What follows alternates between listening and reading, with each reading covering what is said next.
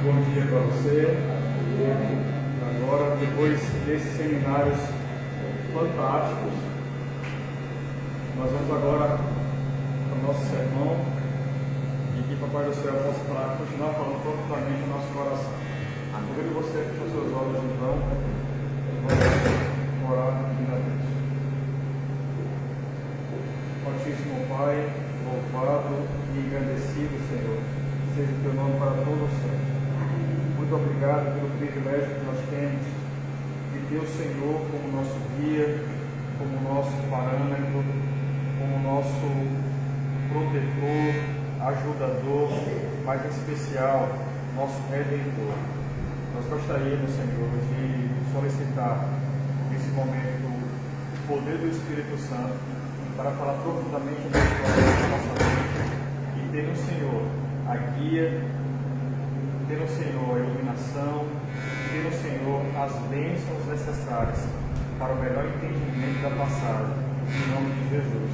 Amém. Pronto. Está saindo? Ou a gente começa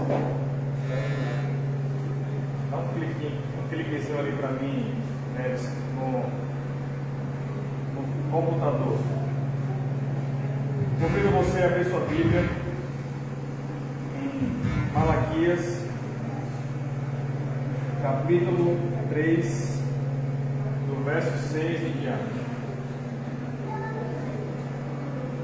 Espera, esqueci no computador só para ele passar no slide. Pronto. Ali, Malaquias, capítulo 3, verso 6 ao verso 12. Uma pergunta bem direcionada: pode o homem roubar a Deus? Será que de fato o homem pode roubar a Deus? Vamos ler agora comigo. Abra sua Bíblia então, se não conseguiu abrir ainda, em Malaquias capítulo 3, do verso 6 ao verso 12. Nós lemos assim: porque eu, Senhor, não mudo, por isso vocês, filhos de Jacó, não foram destruídos. Desde os dias dos seus pais, vocês se afastaram dos meus estatutos e não os guardaram. Voltem para mim, e eu voltarei para vocês, diz o Senhor dos Exércitos. Mas vocês perguntam: como haveremos de voltar? Será que alguém pode roubar a Deus?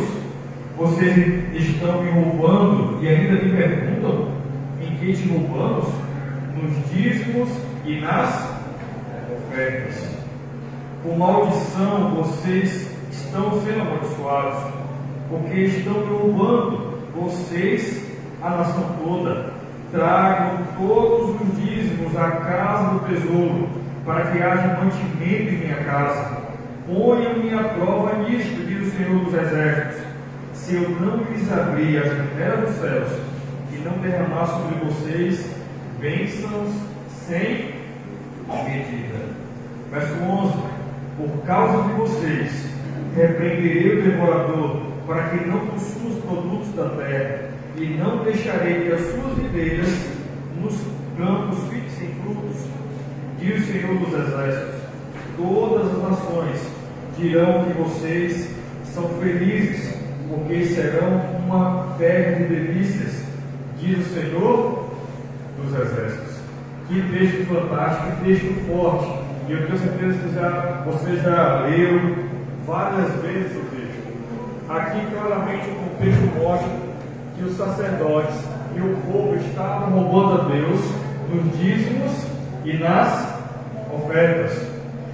Eu fico imaginando que tinha muita gente do povo que estava roubando a Deus nos dízimos e nas ofertas, mesmo sem saber.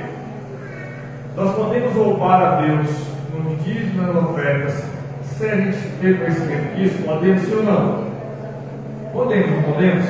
Então quer dizer que uma pessoa pode roubar a Deus mesmo sem estar sabendo disso.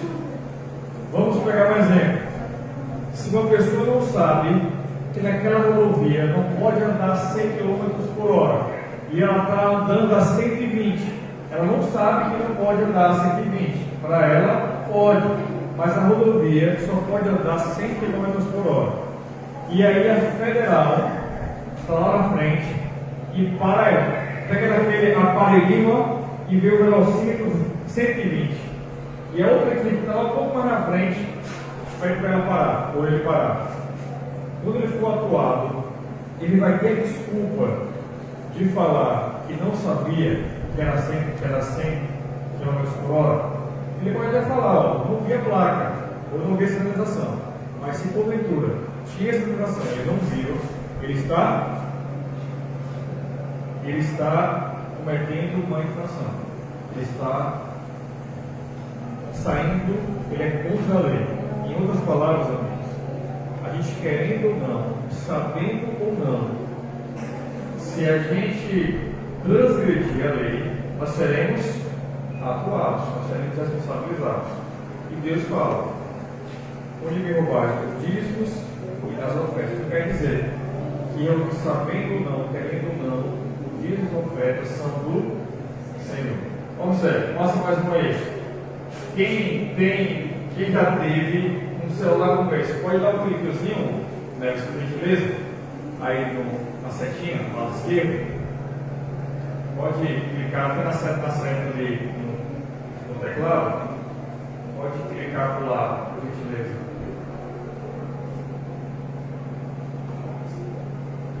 Quem já teve com isso aí ali? Quem já teve um celular como esse? Era o meu xodó, amigos. Vê se consegue passar ali. É só um cliquezinho. Isso, maravilha. Quem já teve um celular como esse? Já teve, minha irmã? Já teve um celular como esse? A50, foi meu primeiro celular. Eu amava esse celular. Para onde eu ia, eu levava esse celular. Era o xodó da casa. Isso já tem mais de quase 15 anos. Eu tenho 31 anos hoje. Eu tinha acho que 12 anos. Então tem muitos anos, tem quase 20 anos isso. Eu lembro que para onde eu ia, eu levava o meu A50. Era o top das galáxias naquela época.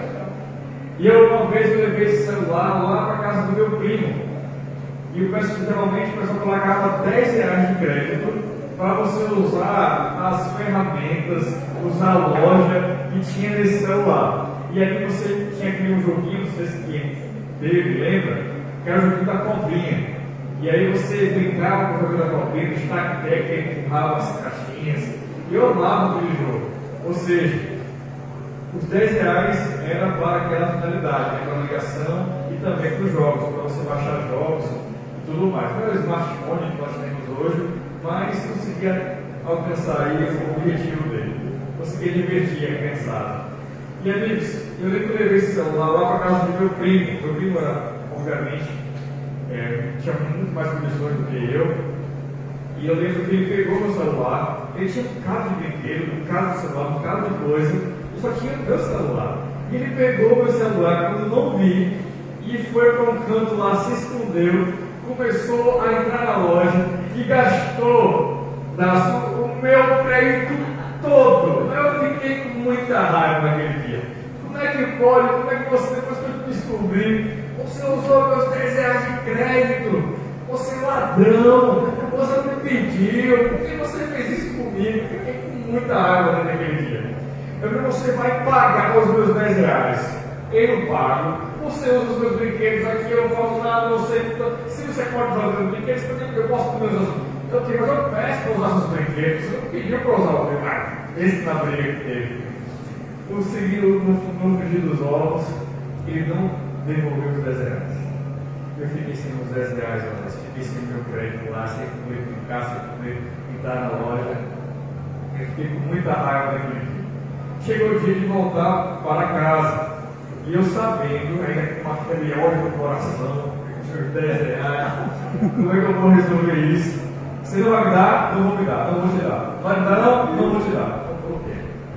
Antes de vir para casa, sem ele ver, eu sabia onde ele guardava a mesada dele.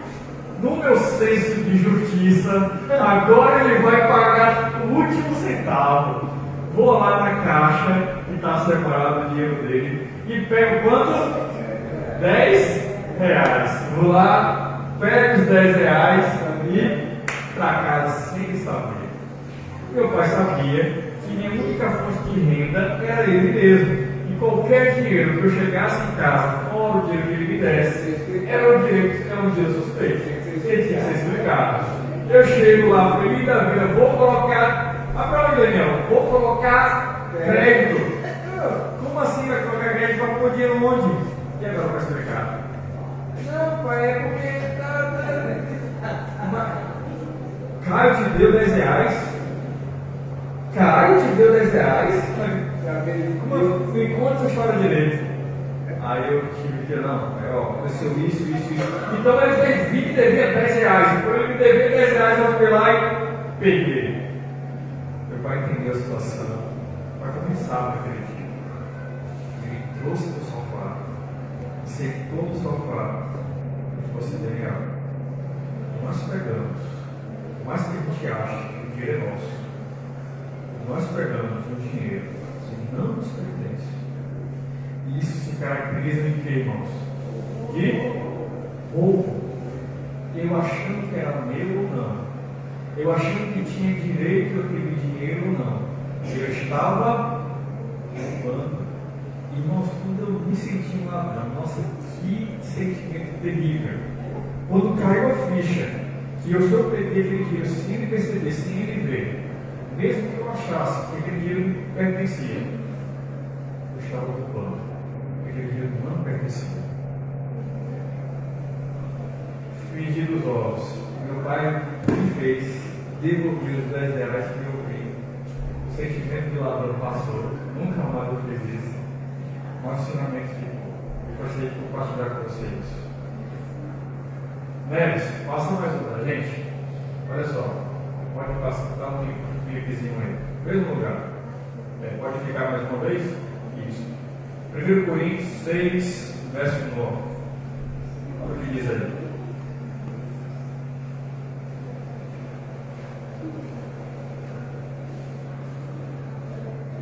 1 Coríntios capítulo 6, verso 9. Todos conseguiram abrir? Será que o dízimo e a oferta tem a ver com salvação? É isso que nós vamos saber agora. Ou vocês não sabem que os injustos não herdarão o reino de Deus? 1 Coríntios capítulo 6, verso 9. Ou vocês não sabem que os injustos não herdarão o reino de Deus? Não se enganem, nem os imorais, nem os idólatras, nem os adúlteros, nem os afeminados, nem os homossexuais, nem os ladrões, nem os avarentos, nem os bêbados, nem maldizentes, nem roubadores herdarão o reino de Deus. Então, se alguém usa o dízimo e a oferta, ele é ladrão, sim ou não? E ladrão, o que a Bíblia fala? Não vai para o reino? Você percebe que a questão dos dízimos e ofertas tem a ver também com salvação? Quando eu deixo de devolver fiel e voluntariamente os dízimos e as ofertas, isso tem a ver com o que, amigos? Com salvação. É um assunto muito sério e eu não posso deixar de falar isso para você.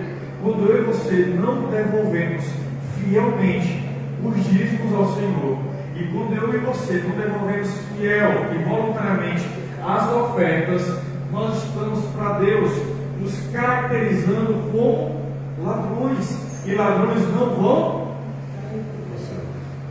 Então, amigos, o assunto de dízimo e oferta não é um assunto de dinheiro. O assunto de dízimo e oferta não é um assunto de eu vou deixar a igreja mais rica, eu vou deixar o pastor mais rico. Pelo contrário, você pode dar aí 1 milhão de dízimo, o meu salário nem muda, é um só, não é da vida. Ou seja, não é os dízimos e as ofertas. Isso não tem a ver com dinheiro, irmãos. Da mesma forma que comer o fruto proibido não tinha nada a ver com comida, ou melhor, com o fruto em si. Da mesma forma, não tem a ver com dinheiro, tem a ver com fidelidade. É a fidelidade que está em jogo, é isso que nós estamos trabalhando. Pode passar mais um aí, né, para a gente. Olha só, vai ofertar também diz respeito, amigos, ao quê? Salvação. É importante a gente entender isso. Dízimo e oferta tem a ver com salvação. Passa mais um texto para a gente. Mas qual a diferença então entre dízimos e ofertas? Qual é essa diferença? Pode passar mais um texto. Olha só. Aqui, amigos, eu trouxe para a gente tentar entender qual é o funcionamento do dízimo. O dízimo tem alguns princípios. Representa Deus com algumas características. Primeiro, quando nós devolvemos o dízimo, nós estamos reconhecendo a Deus como nosso Criador, como o dono de tudo. Aquele dinheiro que você recebeu não é seu. Pastor, quanto tempo devolveu de dízimo? 10%. E a outros 90% é de quem? Meu? É meu? 19%? Não. Os outros 90% continuam sendo de Deus. Só que ele pede que dos 100%, 10% seja trazido à casa do tesouro e os outros 90% sejam administrados de forma sábia e altruísta. Dos 90% também eu exerço minha gratidão ao devolver as ofertas. Então, os dízimos representam primeiramente Deus como nosso Criador. A segunda característica representa Deus como nosso mantenedor. Se você tem um carro para ir e vir, se você tem uma casa para morar, se você tem uma cama para dormir, se você tem uma comida para você almoçar, tomar café, jejum, jantar, quem te providenciou isso? Deus. Eu devolvo não para receber mais ou não como moeda de troca. Eu devolvo porque eu já ganhei. Dízimo, amigos, nunca é do antes e sim do depois. Quando você separa o dízimo, é porque você vai ganhar ainda ou porque você já ganhou? Já ganhou, Deus já te deu. Ou seja, biblicamente falando, quando nós devolvemos o dízimo, é porque Deus já te abençoou. Essas igrejas que pregam que você deve devolver o dízimo para receber mais, devolva o dízimo que você será abençoado. Não, isso é uma mentira. Você já foi abençoado. Deus já derramou as bênçãos em sua casa. Você tem uma casa para morar. Você tem comida para comer. Você tem uma roupa boa para vestir. Deus já te abençoou. Você tem lá um dinheiro em seu bolso. Deus já te abençoou. Deus já lhe deu. Quando nós devolvemos ao Senhor, não é uma moeda de troca, não é uma barganha. Quando nós devolvemos ao Senhor, é apenas um ato de fidelidade. Eu não tenho obrigação nenhuma de me abençoar porque você devolveu o dízimo. Nenhuma. Porque aquilo é apenas uma prestação de contas de algo que Ele já te abençoou, é algo que Ele já te entregou. É por isso que nós entendemos que o dízimo tem a ver com manutenção. Deus como mantenedor e a pessoa reconhecendo como tal. Terceiro princípio é como redentor. Quando Deus nos salva, Ele nos esclarece e através do esclarecimento, através da redenção, vem a disciplina. E agora eu reconheço que tudo que eu tenho e tudo que eu sou, eu devo ao meu Redentor. Se não fosse pelo meu Redentor, nem aqui eu estaria agora. Então, por reconhecimento ao meu Redentor, eu também fidelidade a Ele, eu também devolvo os meus dízimos. Então, devolvo dízimos por três princípios. Quais são eles? Criador, mantenedor e redentor. Por isso eu devolvo os meus dízimos. E as ofertas, pastor? O que significa isso? Passa para a gente, né, essa gentileza. Primeiro, vamos para o princípio ainda do dízimo. Segura aí antes da oferta. O dízimo pode ser extraído na Bíblia por alguns princípios. Primeiro, lembra que Adão e Eva, lá em Gênesis, capítulo 2, verso 16 e verso 17, Deus fala assim para Adão e Eva: de todas as árvores do jardim, vocês poderão comer livremente. Deus deu tudo para Adão e Eva, tudo, e pediu apenas uma pequena porção para ele. De toda a árvore do jardim você pode comer livremente, exceto a árvore do conhecimento do bem. Deus deu tudo, irmãos. Então quer dizer que Deus também nos dá tudo e Ele pede apenas uma pequena parte. Imagina um estacionamento com várias garagens, ou melhor, várias vagas para você estacionar seu carro. Várias. Tem 10 vagas lá para você estacionar seu carro. E dessas 10 vagas, tem uma lá, deficiente. Só pode estacionar quem for deficiente. Você não é deficiente. Tem 10 vagas vazias e uma só de deficiente. Você chega nesse estacionamento e vai estacionar justamente na vaga de deficientes. Tem lógica isso? Tem lógica isso? Não, irmãos. Adão e Eva poderiam comer livremente de todas as árvores do jardim. O estacionamento estava todo aberto para eles. Eles preferiram usar a vaga do deficiente. Eles preferiram usar justamente a vaga que era proibida. Parece que nós, seres humanos, gostamos de fazer isso, né? Usar o proibido, usar o que Deus não permite, o que Deus não gosta que a gente faça, a gente vai lá ainda fazendo. Por que isso acontece? Percebe, irmãos, que o dízimo não é uma restrição, e sim uma orientação do ilógico que é lançar a mão de algo que não é nosso. Deus nos dá tudo e pega apenas uma pequena parte. Ainda assim, a gente lança a mão disso. Fazendo um paralelo lá de Gênesis, a gente pode também ir para o dia da semana. Da mesma forma que Deus pediu apenas uma árvore para Daniel, e Daniel usou justamente a árvore para comer, Deus também nos deu 7 dias. Qual é o dízimo do tempo dos 7 dias? Qual é o dízimo? Qual o dia? Qual é o dia que nós devemos guardar? Quem sabe? Fala forte, irmãos. Como é que tem 7 dias? Sábado. É esse dia que nós devemos guardar. Você percebe que Deus também pede um dízimo do tempo? 7 dias.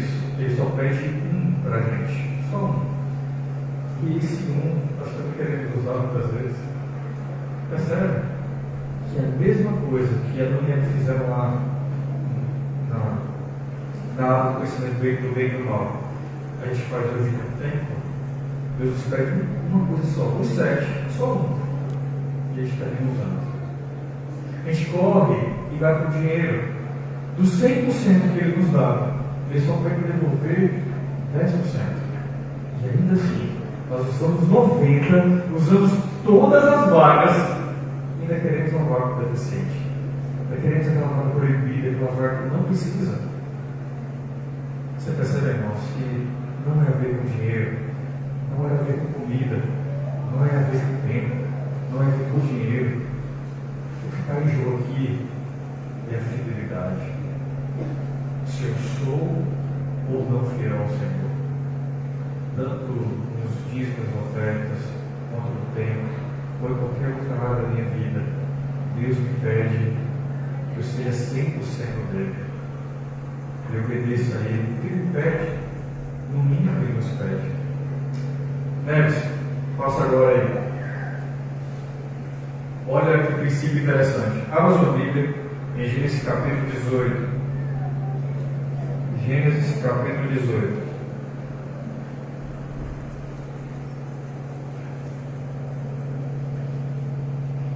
A partir do verso 23. Gênesis capítulo 18, verso 23.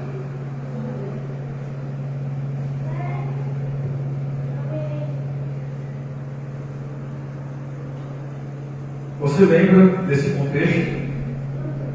É a instituição de Sodoma e Gomorra, e Abraão está intercedendo junto com Deus, ou intercedendo para Deus, brigando com Deus em boas palavras, para não destruir a cidade.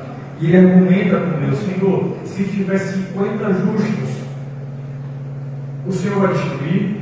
Aí Deus fala: não, Abraão, se tiver 50 justos, eu não destruo a cidade. Mas Senhor, se tiver 45, não, Abraão, se tiver 45, eu não destruo a cidade. Senhor, se tiver 30 justos, não, Abraão, não destruo a cidade. Se tiver 20, Senhor, não, meticulosidade. Vai comigo para o verso 32. No finalzinho, então Abraão diz assim, ó, finalmente Abraão disse: não se ire, Senhor, se lhe falo somente mais esta vez.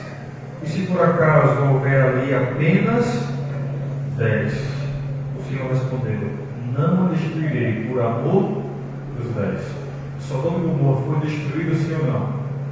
Foi. Porque tinha quanto? 8 pessoas.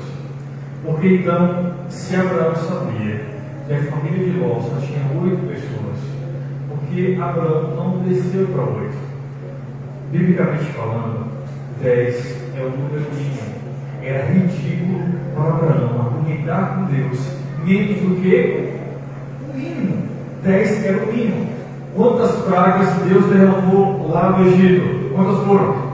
10. Sabe o que isso nos ensina? Nos ensina que Deus mostrou apenas o mínimo do seu poder contra o Egito.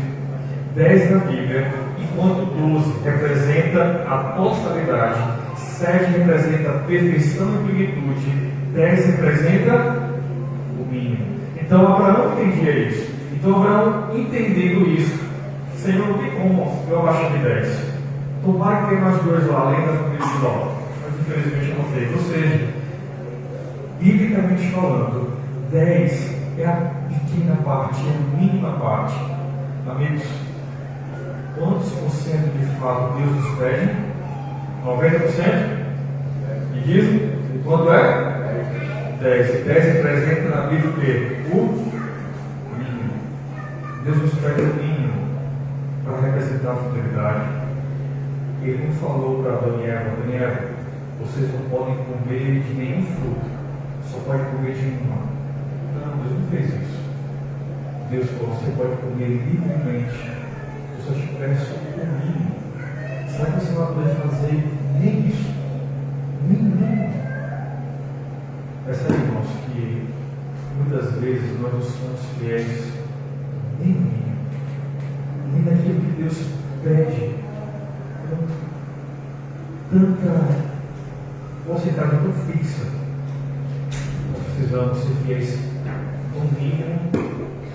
Deus falou: se você for fiel no pouco, sobre o muito te colocarei. Aqui é um teste de fidelidade. Nós estamos passando pelo teste de fidelidade do Senhor. Se formos fiéis no pouco, sobre o muito Ele vai nos colocar, para a gente entrar no gozo do Senhor. Explicada essa parte, Neves, corre lá, meu amigo, e passe mais um para a gente, por gentileza. Olha só, e as ofertas? Se o dízimo é o mínimo e representa Deus como nosso Criador, mantenedor e redentor, o que representa as ofertas? Neves, mostra para o pessoal aí o que representa as ofertas. Representa principalmente, Jesus. Então, pastor, quer dizer que quando eu não oferto, eu não estou representando a Cristo? Exatamente. Quando você só dá o dízimo, imagine que você recebeu R$1.000. Quanto é o dízimo de R$1.000? R$100. Eu trago para a igreja só R$100. Não trago a oferta. Eu estou sendo fiel a Deus, certo? Não. Deus vai para ser fiel nos dízimos e nas ofertas. E tem um agravante a mais. Além de eu estar sendo fiel, eu estou sendo ingrato para aquilo que a oferta representa. A oferta representa a oferta maior que Deus deu para a humanidade. Lembra? Porque Deus amou o mundo de tal maneira que deu. Jesus é a maior oferta que o céu pode dar para mim e para você. E nós não precisamos fazer nada para isso. Deus entregou a sua oferta para o Senhor. É por isso que a Bíblia chama dízimo de santo e oferta de santíssimo. Lembra do santuário? Os dízimos representam a parte santa, já as ofertas representam a parte santíssima. Porque as ofertas apontam para Jesus, o nosso Redentor. Então, quando eu não oferto a Deus, quando eu não oferto aquele que morreu por mim, sabe o que eu falo para Jesus. Estou nem aí para os seus benefícios por mim. Você percebe, irmãos? Quando nós não entendemos o teor da oferta, nós lançamos para longe o que Jesus Cristo fez por nós.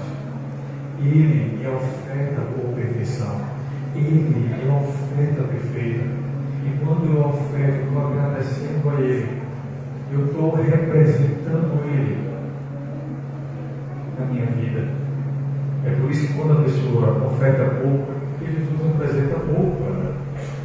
Mas quando ela tem um sacrifício, tem um pacto, ela está falando, Senhor, é como a viúva pobre, é pouco, mas é de coração. O Senhor representa muito para mim.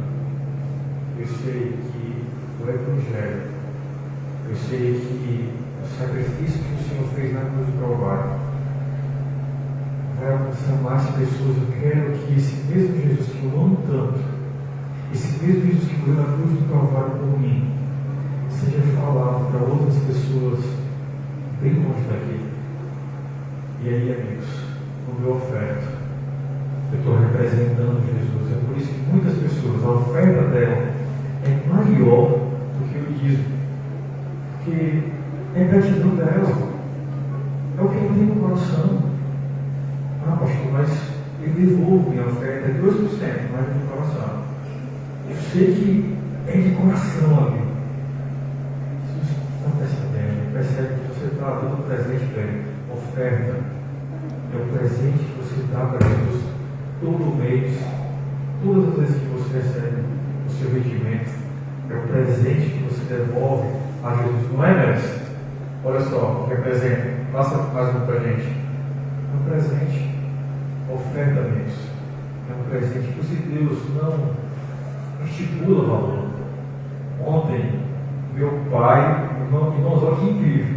Meu pai, minha mãe e meu irmão fazem incrivelmente aniversário no mesmo dia, geral. No mesmo dia e no mesmo mês. Aí minha mãe já briga com meu pai, dizendo que ele é Júlio, lá de todo mundo eu lembra? Júlio que é mão de vaca, que não gosta de gastar. Ele fala, rapaz, você economiza até nisso. O mesmo dia do seu aniversário, é o mesmo dia do meu aniversário, e o mesmo dia do aniversário de Samuel, meu irmão.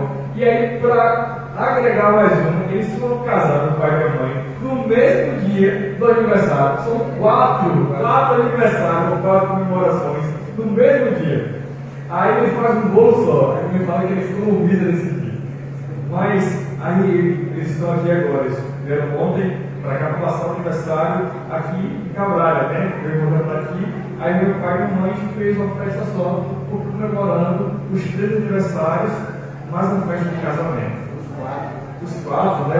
As 4 comemorações em um dia só. Foi um dia bem interessante. E ali foi uma troca de presentes. Amigos, quando a gente está trocando presentes, quando a gente entrega um presente, quem está recebendo o presente vai perguntar o valor do presente? Não. O valor do presente é mais simbólico do que necessariamente caro.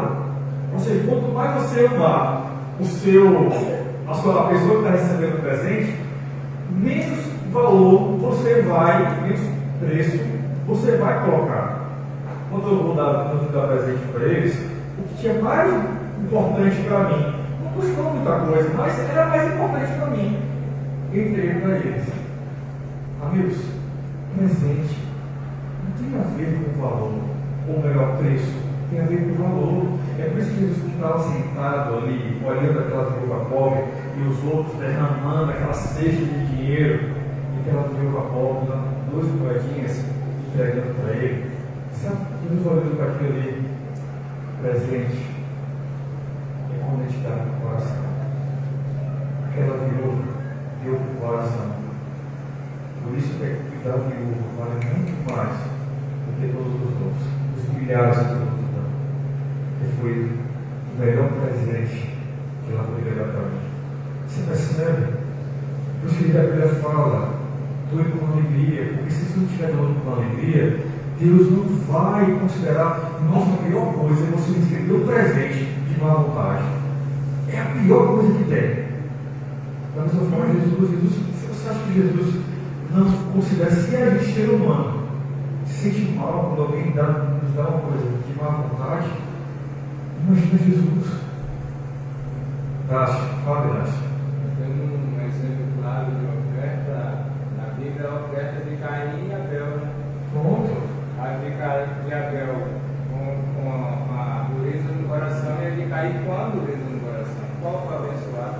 E as duas ofertas foram as melhores que eles poderiam dar. Caim, o melhor no fruto, e Abel, o melhor no rebanho. Eram os melhores, mas porque não foi de coração, porque não foi através da obediência, não vale. Você percebe, Dácio? Você percebe que, para Deus, amigos, ou você faz as coisas de coração, ou eu estou pregando aqui de coração, ou para Deus, ou você está cantando de coração, ou para Deus, ou você vem para a igreja de coração inteiro, ou para Deus. Amigos, ou você está no coração, ou não está. Ou você se lança de cabeça, ou não. Deus requer por completo. Filho meu, dai-me teu coração, que os teus olhos se agradem dos meus caminhos. É esse o versículo lá em Provérbios 23. Dai-me teu coração. Onde está o coração para Deus? As coisas materiais. Perde sentido. As ruas não são de ouro. Mas Deus mostra para você o que você valoriza embaixo. Aqui é asfalto. O que você está dando tanto valor aí embaixo? Aqui, filho. Aqui, filho. Coloque o seu tesouro onde tiver o seu tesouro. Ali estará o seu coração. Foi um tempo de presente. Beleza. A oferta, então, a Bíblia traz alguns princípios. Primeira coisa, a oferta tem que ser planejada, o que está em 2 Coríntios 9, verso 5.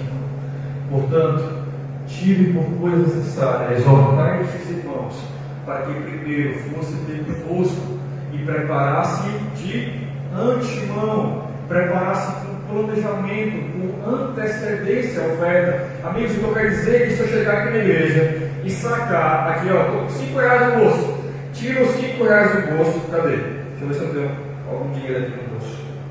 Ah, tem aqui 20 reais, ó, vamos lá. Por que eu não peguei esses 20 reais e não entreguei na salva hoje? Porque Deus não considera assim. Eu já entendo isso, então ele vai me cobrar.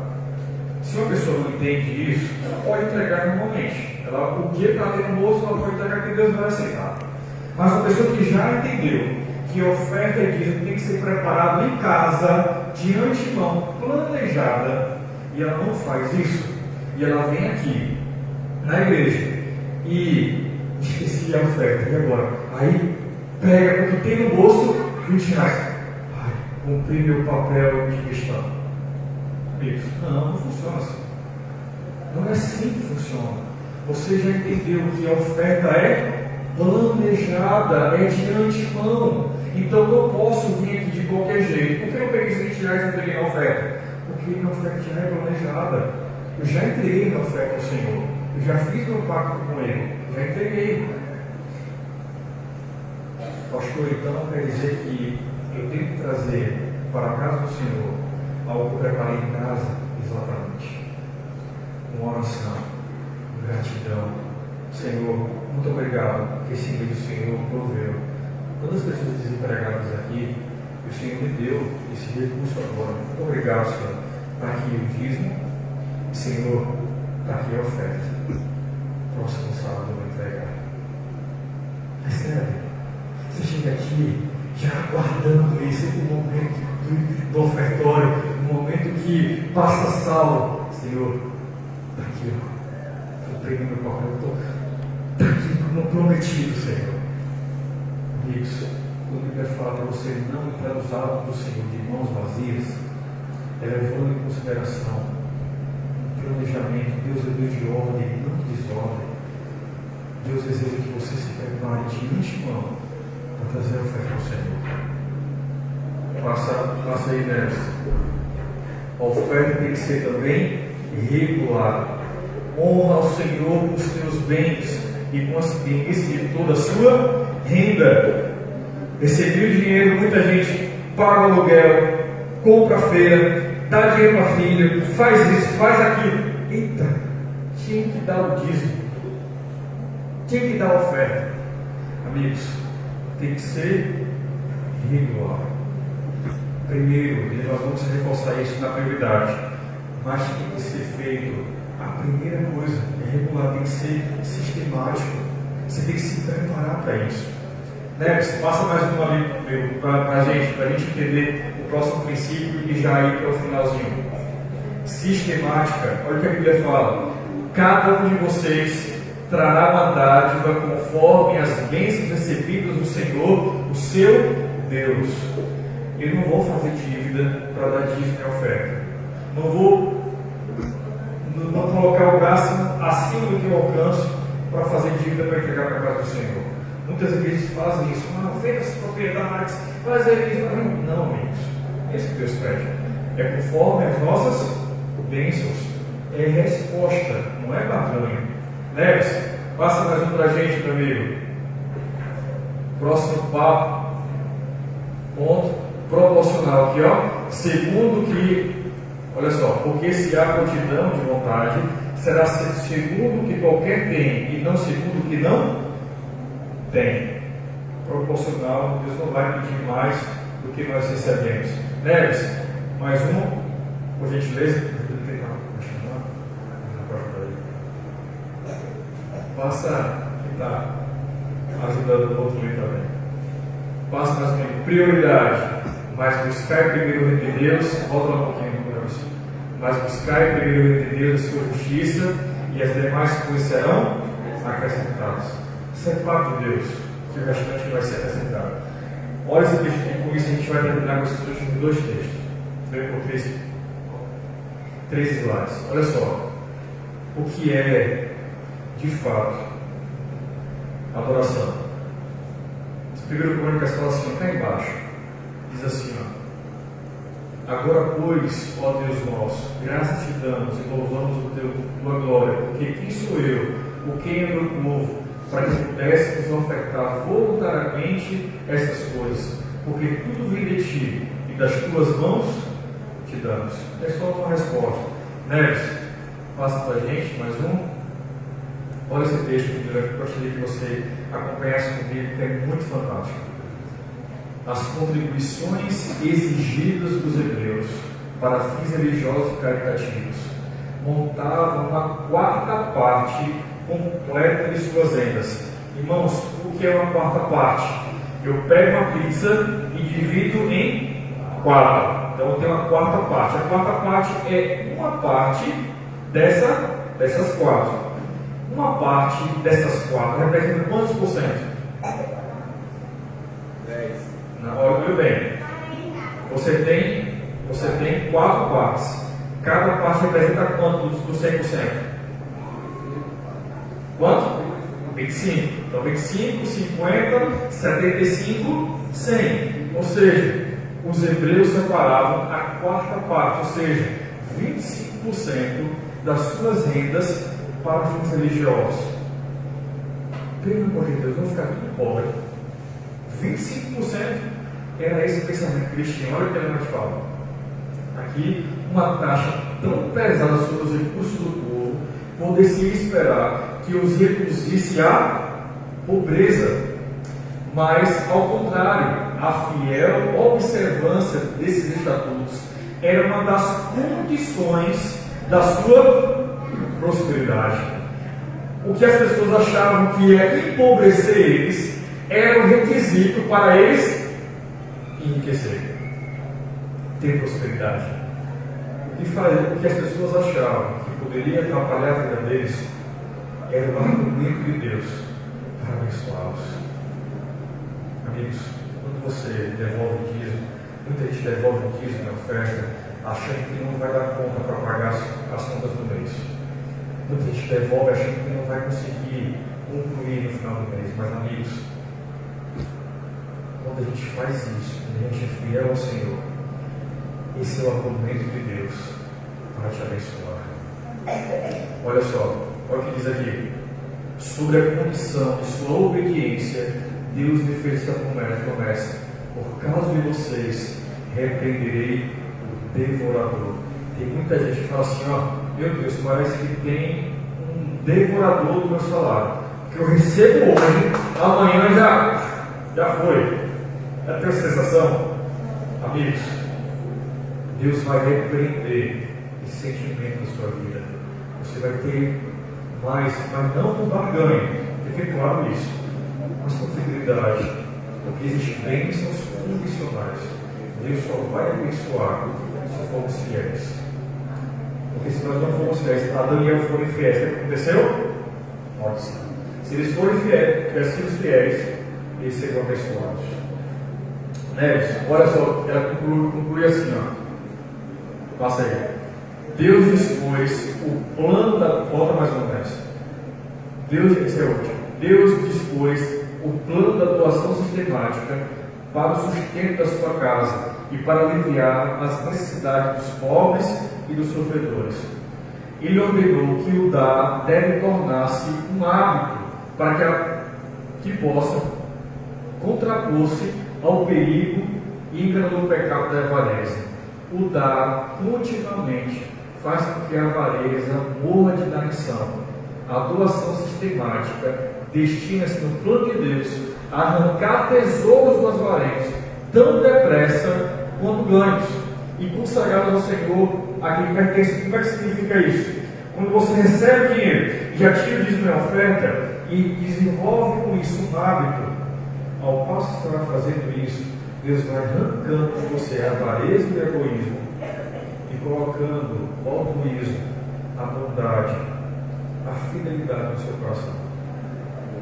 Tão depressa deve fazer isso. Não pensa, Deus mandou, pega e devolve. Não argumenta, mas tem isso. Não olha para as contas, é pior. Obedece. Depois que você obedecer, o que sobrar, aí sim você vai refletir.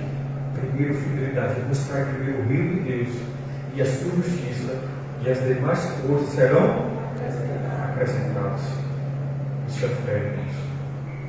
A fé, ela anda no que nós não vemos.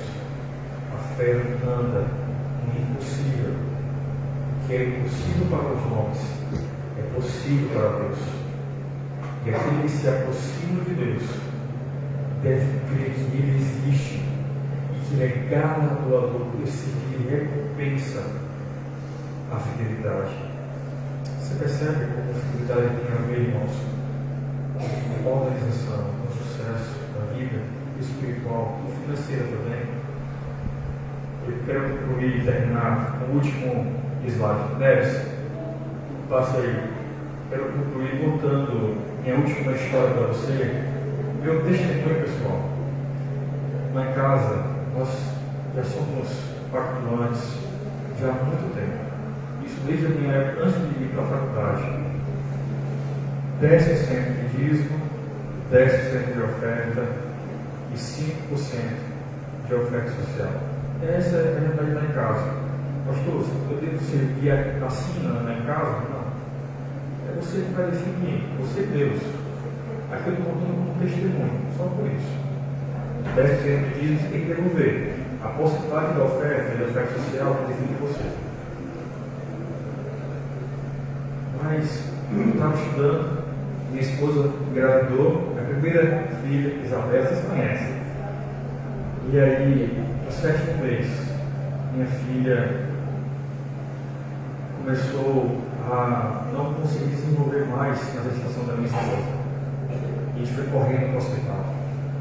E lá os médicos falaram que a gente precisava ficar internados, porque minha esposa estava com pré-eclâmpsia. E se ela não ficasse internada, a gente poderia perder nossa filha. E até perder a Paula, minha esposa. E ali, nós ficamos no hospital durante 15 dias. E os médicos mandaram tirar a Isabela, porque não tinha mais líquido nenhum. A Isabela tinha 1,268 kg. Quem aqui é mãe? Levanta a mão. Imagina seu filhinho nascer com 1,268 kg. Minha filha cabia numa caixa de sapato. Cabia, quando eu botei no peito, cabia do umbigo até o meu peito aqui, ó. Isso aqui exatamente, para ficar mais claro. Era isso aqui, ó. Era exatamente isso aqui. Era minha filha. Bem pequenininha, bem magrinha. Ficou muito medo dela morrer. E ali ela foi para a incubadora. Minha esposa foi para a internação, para a linha profunda, e ficou de um lado minha filha e de outro lado minha esposa. Eu não podia nem amamentar, porque minha filha não tinha força para sugar e minha esposa não tinha força para amamentar. E eu no meio, o único pai, no meio de muitas mães cuidando dos filhos. E agora? Passou de 20 dias, 30 dias, 40 dias, 50 dias. Minha filha brigando por 30 gramas por dia. Eu estava na época das férias e eu sempre trabalhava nas férias para pagar o meu curso. Se eu não trabalhasse nas férias, eu não podia pagar o meu curso, não podia voltar a estudar, não podia ser pastor. E agora, Senhor, já passaram 50 dias das férias, só está faltando mais 20 dias para voltar para estudar, ou 10 dias. E se eu perder mais 30 dias, já é 60 dias em nosso hospital. 70 dias e ainda no hospital. 80 dias no hospital. Senhor, já perdi as aulas, está faltando uma semana para eu perder. Se eu não matricular, eu perco por falta. Eu estou devendo R$5.000 na faculdade. Minha esposa no hospital. Minha filha no hospital. Pai, o Senhor prometeu que se fosse fiel, o Senhor ia nos abençoar. O que está acontecendo justamente agora? 84 dias no hospital e até agora nada. 84 dias nós fomos liberados. Agora só estava faltando 3 dias para me matricular, não tinha mais como. Eu tinha trabalhado, tinha uma dívida lá de R$5.000. Minha filha com 2 filhos agora, minha esposa saindo do hospital. Eu trabalhar, não consigo agora voltar para a faculdade, eu tenho dinheiro para isso. E eu vou lá para a faculdade para trancar o curso. Eu estava com R$30 no bolso. Cheguei lá para trancar, a administração fala, ok, vá ao financeiro e pague R$150 para que você possa trancar o seu curso. Colher no bolso R$30. Senhor, eu tenho condições de trancar o curso. Será isso mesmo que o Senhor está fazendo? Eu estou fazendo teologia, estou vivendo para o Senhor. Eu estou sendo fiel nos dízimos e nas ofertas. E o Senhor não me dá condições nem de trancar o curso. Eu tinha trancado uma vez, se eu trancasse novamente eu perderia o curso, não seria pastor. Eu vinha casado lá para casa. Eu saí da faculdade até o colégio, até minha casa, todo o trajeto chorando. Ninguém sabia o que estava acontecendo, só eu e Deus. Eu não com Deus. Senhor, o Senhor não disse que se eu fosse fiel, o Senhor ia me abençoar. O que está acontecendo, Pai? Eu cheguei em casa, casado, deitei na cama. Mas todos já sabiam o que tinha acontecido. Se debruçou em mim, choramos juntos. Não temos mais o que fazer. Pegaremos o curso, voltaremos para a nossa cidade. Não sei quando posso voltar a fazer novamente o curso e ser pastor. Assim, eu achei que o Senhor tinha me chamado para essa hora. Chorando, 2 dias depois, o Salto me liga, seminário.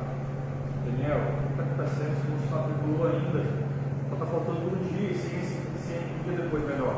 Está faltando 2 dias e se você se matricular agora, você vai perder por falta. O que está acontecendo? 3º ano da teologia. Eu fui lá explicar o que tinha acontecido. Consegui comportar, consegui trabalhar. Passei 84 dias no hospital e não tenho dinheiro para pagar. Irmãos, ele ligou para as igrejas de Salvador.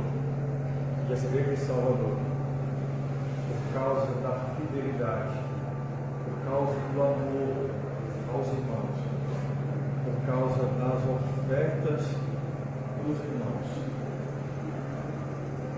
Foi levantados R$1.000. E as ofertas das igrejas puderam pagar o custo. E eu estou falando com você agora. Se eu estou falando com você agora, que Deus usou pessoas para ser fiéis nos dízimos, principalmente nas ofertas. Se elas não tivessem sido fiéis nas ofertas, não tinha como pagar o curso. Eu não voltaria a estudar. Eu só estou falando com você hoje é porque os irmãos foram fiéis nas ofertas. Eu pude estar aqui de pé hoje falando com você. Não é para gente a pregação do Evangelho. Não é a finalidade de nós somos nós, pelo avanço do reino. Você percebe como é importante ser fiel e a fidelidade a Deus. Vai ser demonstrada hoje, no tempo personal. Eu quero convidar agora 4 pessoas importantes. Eu quero convidar a ajuda. Eu quero convidar a Joane.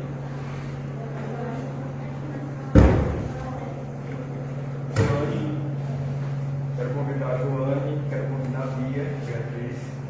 Quero convidar a ajuda. Quero convidar o Jota. Não é Michael Jordan, mas Enzo Jordan.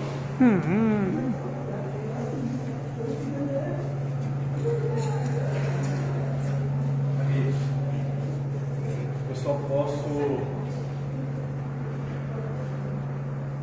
falar com vocês agora que irmãos foram fiéis nos dízimos e nas ofertas. E eu posso ter esse privilégio de falar com você hoje. Então, louvo a Deus, porque foi plano de Deus isso, o dízimo das ofertas. E a Bíblia fala que nós precisamos dar tudo que nós temos. E nós somos tudo que temos. Nosso coração é tudo que temos. E hoje vocês estão entregando tudo o que vocês têm para Jesus. Louvado seja Deus por isso. E é por isso, perante a igreja agora, eu já fiz, irmãos, esse mesmo voto com eles, obviamente, o completo. E agora eu gostaria de completar isso. Vocês aceitam Jesus como Senhor e Salvador? Vocês aceitam Jesus Cristo como Salvador pessoal, desejam viver um relacionamento com Ele? Amém. Amém. Vocês aceitam o ensinamento da Bíblia Sagrada como expresso na declaração das crenças fundamentais da Igreja Adventista e compromete-se, pela graça de Deus, a viver em harmonia com esses ensinos? Sim. Amém. E vocês desejam, pela graça de Deus, ser batizados como manifestação pública da fé de vocês e decidem ser aceitos como membros dessa igreja local e mundial e também ser fiéis nos dízimos e nas ofertas? Amém. Quantos irmãos batizados aceitam esses membros agora como novos membros da igreja local, aqui também mundial? Louvado seja Deus por isso. Enquanto estivermos cantando a música, nós vamos nos preparar e rapidamente nós vamos selar esse compromisso através das águas batismais.